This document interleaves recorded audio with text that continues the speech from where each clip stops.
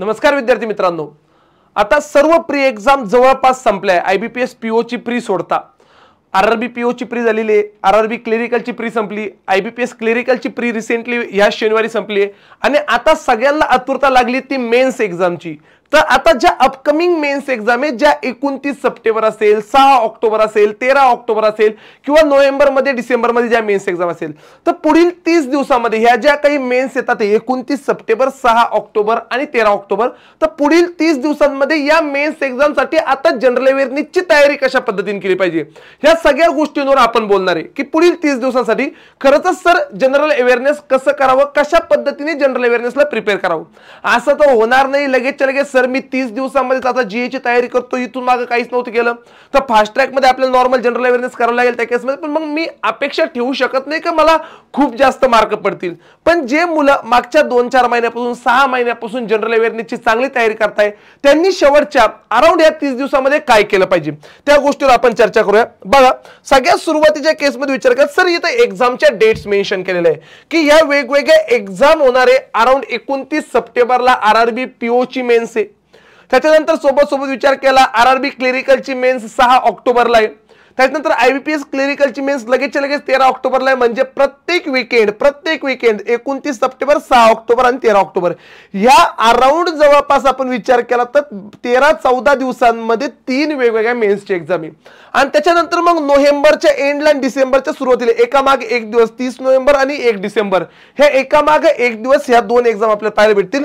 सध्याच्या घडीला तरी सर मी ह्या 3 एक्झामवर बोलतो ज्या की पुढच्या 30 दिवसांमध्ये ह्या 3 एक्झाम त्या 3 एक्झामवर बोलतो। सर हे एक्झाम बद्दल विचार केला तर अराउंड आरआरबी क्लेरिकलला, आरआरबी पीओला 40 मार्कला जीए, आरआरबी क्लर्कला 40 मार्कला जीए, आयबीपीएस क्लर्कला 50 मार्कला जीए। आता याची लेवल कशी असेल, मी म्हणेल एक मॉडरेट टू डिफिकल्ट असू शकते। आपण एक्झामला आत्ताच जज करू शकत नाही की एक्झाम मध्ये कशा प्रकारचे क्वेश्चन येतील, लेंदी क्वेश्चन येतील का, त्या पद्धतीने कसे येतील। सर सेपरेट टाइम मेन्शन करणार आहे तर सेपरेट टाइम मध्ये आपण कसं केलं पाहिजे हे तर मी अपकमिंग सेशन मध्ये पाहणार आहे, त्याच्यावर आपण टेस्ट घेणार आहे। आरआरबी पीओ, आरआरबी क्लेरिकलचे निकाल लागल्यानंतर आपण डेडिकेटेडली त्या मेन्सच्या मुलांसाठी काही मेन्स मेगा सेशन ठेवणार आहे, ह्या सगळ्या गोष्टी होतीलच। पण आता सर ह्या ज्या एक्झाम अराउंड चालू आहे सगळ्यात पहिला प्रश्न असतो मी करंट अफेअर कुठून पुढचं करावं।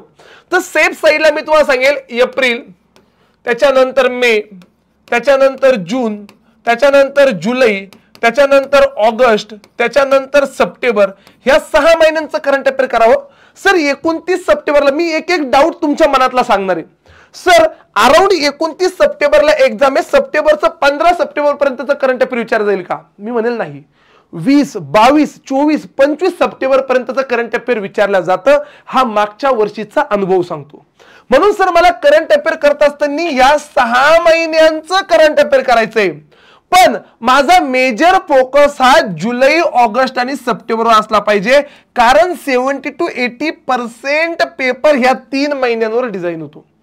अराउंड जुलै, ऑगस्ट, सप्टेंबर, फार फार तर जून ह्या शेवटच्या 3-4 महिन्यांवर मेजर क्वेश्चन तुम्हाला पाहायला भेटतील अराउंड 80% पर्यंत, आणि मग थोडंसं मे आणि एप्रिल पार्टवर जाईल। म्हणून जे मुलं जर नव्याने तयारी करत असाल तर अशा विद्यार्थ्यांना मी सांगेल तुम्ही हे 4 महिने तरी प्रॉपर करा नव्याने तयारी करणाऱ्या विद्यार्थ्यांना। सर मी पहिल्यापासून तयारी करतोय, एप्रिल पासूनची तयारी असली पाहिजे, मेजर फोकस हा जुलै, ऑगस्ट, सप्टेंबरच्या मंथवर असला पाहिजे। मग आपले सगळ्या मंथचे अराउंड एप्रिलचं मॅगझिन अवेलेबल आहे, मेचं मॅगझिन अवेलेबल आहे, जूनचं मॅगझिन अवेलेबल आहे, जुलैचं पण मॅगझिन अवेलेबल आहे, ऑगस्ट महिन्याचं करंट अफेअर चालू होतंय आजपासून, तर ऑगस्ट महिन्याचं पण मॅगझिन लवकरच येईल। सोबत जे मुलं नव्याने तयारी करताय सर शेवटचा 1 महिना मी काय करू, फास्ट ट्रॅक जनरल अवेअरनेस नावाची बॅच आहे त्या बॅच मध्ये लेक्चर करा, पण मेजर फोकस या शेवटच्या 3-4 महिन्यांवर करावं लागेल करंट अफेअरच्या केसमध्ये। सोबत सर 65 वेगवेगळ्या गव्हर्नमेंट स्कीमवर लेक्चर झालेले, 65 वेगवेगळ्या गव्हर्नमेंट स्कीम, तर या स्कीमवर पण मला फोकस करावं लागेल, कारण मागच्या वर्षी इथून मेजर पार्ट दिसला होता, अराउंड 10 क्वेश्चन फक्त गव्हर्नमेंट स्कीमवर दिसले होते। आरआरबी पीओच्या केसमध्ये 10 क्वेश्चन गव्हर्नमेंट स्कीमवर होते, आरआरबी क्लिनिकलच्या केसमध्ये 6 क्वेश्चन गव्हर्नमेंट स्कीमवर होते, आयबीपीएस क्लिनिकलच्या पेपरमध्ये पण अराउंड 6 ते 8 क्वेश्चन हे गव्हर्नमेंट स्कीमवर होते, म्हणून मला थोडासा फोकस गव्हर्नमेंट स्कीमवर पण करावा लागेल. ज्या 60-65 वेगवेगळ्या गव्हर्नमेंट स्कीम आहे, ह्या गव्हर्नमेंट स्कीम मला प्रॉपर शिकून घ्यावे लागतील. बँकिंग अवेअरनेस वाला पार्ट मला थोडासा करून ठेवावा लागेल. आता वेळ आपण बँकिंग अवेअरनेसची रिव्हिजन लेक्चर पण एक दिवस घेऊया, त्यात तुमचं पूर्ण बँकिंग अवेअरनेस कव्हर होईल. गव्हर्नमेंट स्कीमचं मॅगझिन अवेलेबल आहे, गव्हर्नमेंट स्कीमची शीट अवेलेबल आहे, त्या शीटची तुम्ही झेरॉक्स काढू शकता आणि तो वाला पार्ट एकंदरीत तुम्ही पाहू शकता डिटेलमध्ये. सोबत करंट अफेअरची मॅगझिन आहे, करंट अफेअरची मॅगझिन वाचा. पण या सगळ्या गोष्टी करत असताना मी एक मुद्दा कायम प्रकर्षाने सांगत असतो की कन्सेप्च्युअल तयारी करा. वन लाइनर कुठेही काही वाचू नका, कारण आयबीपीएस वन लाइनर क्वेश्चन विचारत नाही, आयबीपीएस कन्सेप्टला धरून क्वेश्चन विचारतात. म्हणजे तुम्हाला एखादा मुद्दा क्वेश्चन मध्ये मेन्शन करतील आणि ऑप्शन मध्ये तुम्हाला ती कन्सेप्ट क्लिअर असली पाहिजे, तर आणि तरच त्या क्वेश्चनचा आपण आन्सर देऊ शकतो. त्यासाठी मला डिटेल मध्ये हे 3-4 महिने 4 महिने तर डिटेल मध्येच करावं लागेल, वरचे महिने पण माहित असले पाहिजे.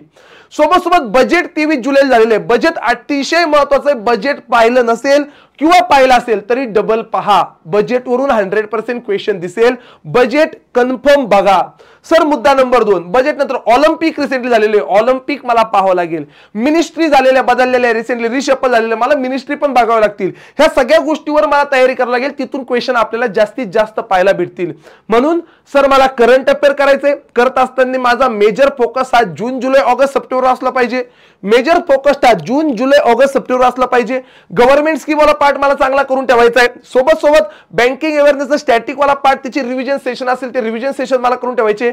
आणि जसा आरआरबी पीओचा आणि आरआरबी क्लिनिकलचा निकाल लागला तर अराउंड एक मला असं वाटतं 22 तारखेनंतर, मी तुम्हाला आता सांगत तसं मी त्याच्यावर व्हिडिओ बनवलंच, 22 सप्टेंबर नंतर एक 23, 24, 25, 26, 27 या हिशोबाने, म्हणजे जसा आरआरबी पीओचा निकाल लागला आणि आरआरबी क्लर्कचा निकाल लागला त्याच्यानंतर ह्या दोघांना क्वालिफाय झालेले, मेन्सला क्वालिफाय झालेल्या स्टुडंटसाठी एक मेगा सेशन आपले असतील. एक 4 ते 5 दिवस, अराउंड 5 दिवस तरी मेगा मॅरेथॉन सेशन त्या केसमध्ये होईल पूर्ण करंट अफेअरचे, ते पण आपण अटेंड करूया. पण ते मेगा मॅरेथॉन सेशन समजण्यासाठी तुम्ही इथून मागचे लेक्चर केलेले पाहिजे. ते त्यांनाच कळतील ज्यांनी हे सगळं केलंय, ज्यांनी इकडला पार्ट केलाय, ज्यांनी हे सगळं जीए ची चांगली तयारी केली. आणि जीए मध्ये जर चांगला स्कोर घेतला तर सिलेक्शन आपलं निश्चित होत असतं. हा वाला एक मुद्दा लक्षात घ्या.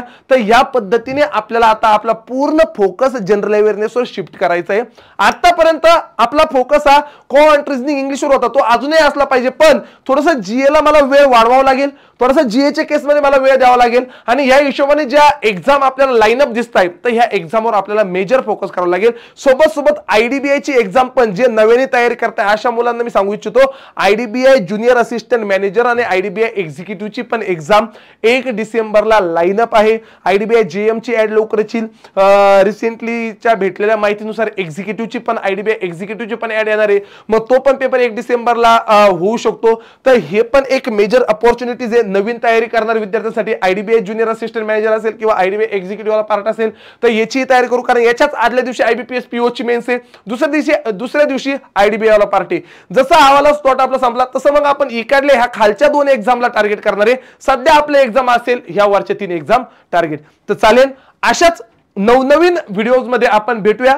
सोबत वेगवेगळ्या जीएच्या बॅचेस आहे, त्या बॅचेस तुम्ही परचेस करू शकता. सारथी एज्युकेशन नावाच्या ऍपवर जाऊन रेग्युलर आपले लेक्चर चालू आहे. ऑगस्ट महिन्याचं करंट अफेअर चालू आहे.